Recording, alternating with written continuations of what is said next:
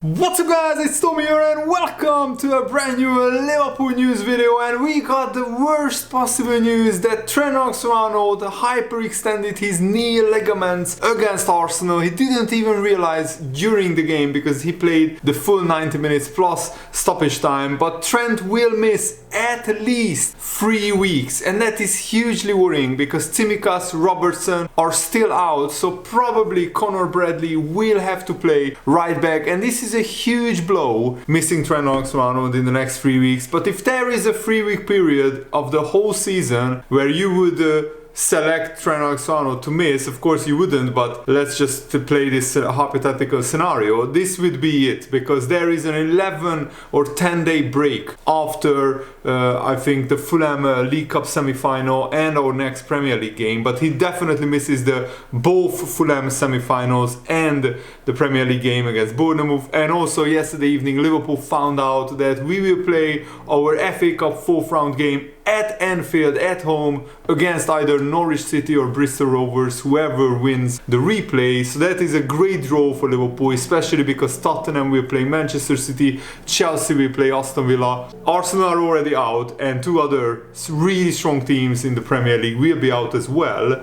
But Trent Alexander-Arnold is the creative engine of the midfield, and he created some of the most chances for Liverpool alongside Mo Salah, who is also missing, Dominic Szoboszlai, who is also missing, and this means maybe perhaps a transition back to a system that focuses more on playmaking from wide areas. McAllister could do a good job, but he's needed to cover for end row. So this comes at a very bad time for Liverpool, especially with the injuries of Robertson and Tsimikas. To have 3 of your fullbacks out injured at the same time, that would wreck a lot of teams. Owen Beck and Conor Bradley are likely to be called upon, and they will likely play some of the games. I think the League Cup semi-final is the game where Conor Bradley will probably start. Gomez can only cover one fullback position, and Conor Bradley is more likely as he has better on-field relations with some first-team players, and he had a good cameo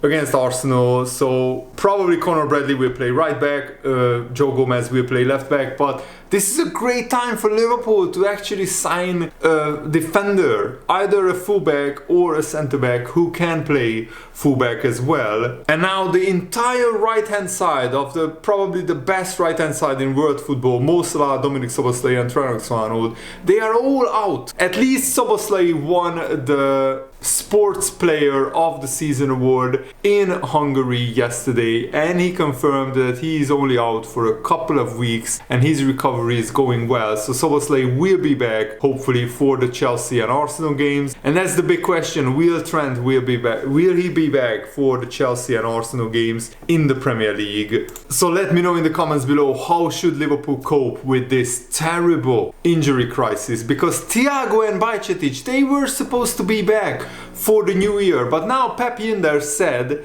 that they will only be back in February, and that will be very, very worrying because Thiago played absolutely no football in 10 months by the time we get to February, and Bajcetic has only played 1 game in 11 months by February. This is what Linder said on Thiago and Bajcetic. They will not be ready for the end of this month. It will probably be going into the next month to train with us, but both are with no complications. They are progressing, but they are not ready to play. And Liverpool have created a lot of big chances this season, but Salah created 16, Trent created 12, Szoboszlai created 5. They are all out with injuries, or Salah went to the Africa Cup of Nations. Darwin Núñez created 7 chances, and he's our most creative player who is actually playing right now for Liverpool. And Pep Yinder said this about Bobby Clark and Conor Bradley. They are not backup players. They are part of our squad. They are young,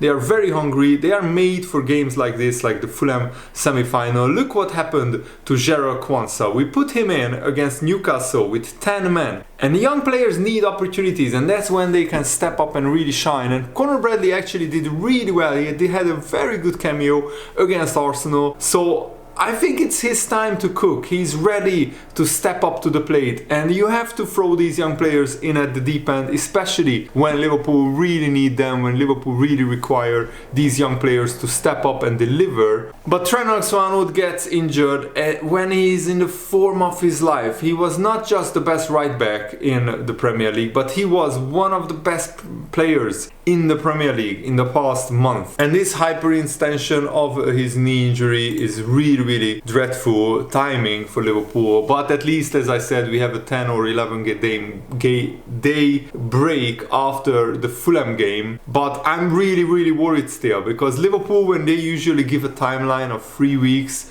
for recovery, that could end up being 3 months. I don't want to flirt with the devil here or anything like that, but I'm really worried with this injury because of Tsimikas and Robertson being out as well. They need to come back as soon as possible. But there was a time where we had Klein and he got injured. Trent Alexander-Arnold was thrown in against Man United, and yes, he didn't have the best of debuts, but after that he slowly made the right back spot his own. I'm not saying Conor Bradley will do the same, but this is a great opportunity for the young players to take this opportunity and grab it with both hands and show us that they are good enough to play for Liverpool and they can shine under pressure. Trent is usually a quick healer.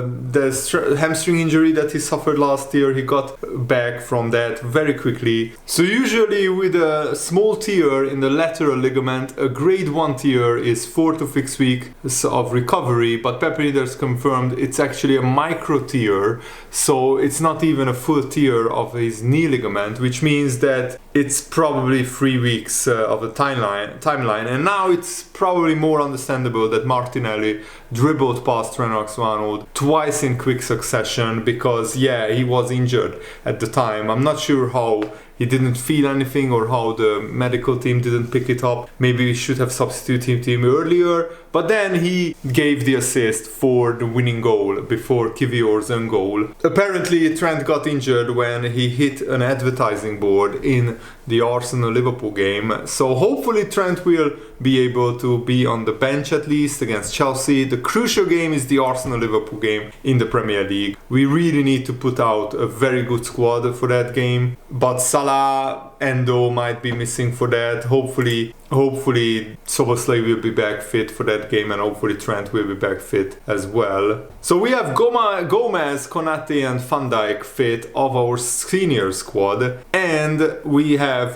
Gerald Kwanzaa as well, but Gomez has to play left back, so Conor Bradley can play and will play right back probably. Virgil van Dijk will be back for the Fulham game because he got sick before the Arsenal game, but he was back jogging, so hopefully he can play against Fulham tomorrow.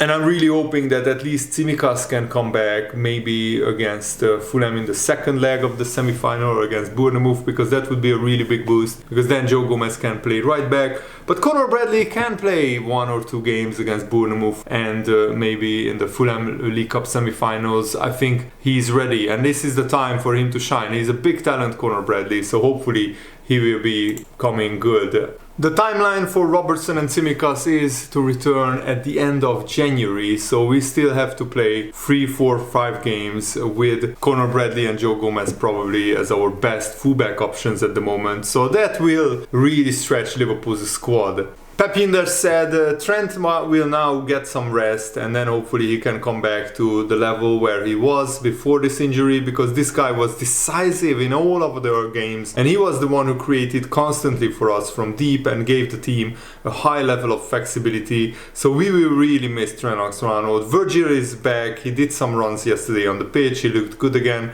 so he will be back in the squad, he recovered well, so it really helped him not to travel to London because he got a good rest. Dominic Szoboszlai is progressing well on the pitch, he's running, so let's see. Szoboszlai is not available for tomorrow, probably not available. Oh, we don't have a game on the weekend. I think it will be, 1 week after the weekend where we play Bournemouth. And what do you think about this story that Jordan Henderson wants to come back to the Premier League, or he wants to move to another really top European league? And I think Henderson should just come out and give an interview saying, I got it wrong. I'm sorry. I hold my hands up. I shouldn't have gone to Saudi Arabia. He probably realized playing in front of 2,000, 1,500 people in a very mixed league. There are 4 or 5 teams with decent players. To a very high European standard, and then the rest of it is the Farmers League. Literally, really, that's how you would describe the level. It's not a very competitive league, and also there are many other issues which I don't really want to go into in this video because it would just take too much time, but you know what I'm talking about. So Henderson could potentially avoid the tax bill by moving to a league not in the United Kingdom, because if he moves back to the UK, he will be set for a £3 million tax bill if he comes back to the Premier League, because he hasn't spent long enough outside of the United Kingdom to claim that as a foreign income. So if he comes back, he might be taxed on his salary which he received in Saudi Arabia. It's not uncommon for transfer in football to not work out for a number of reasons, both on and off the pitch. Players sometimes just don't settle, and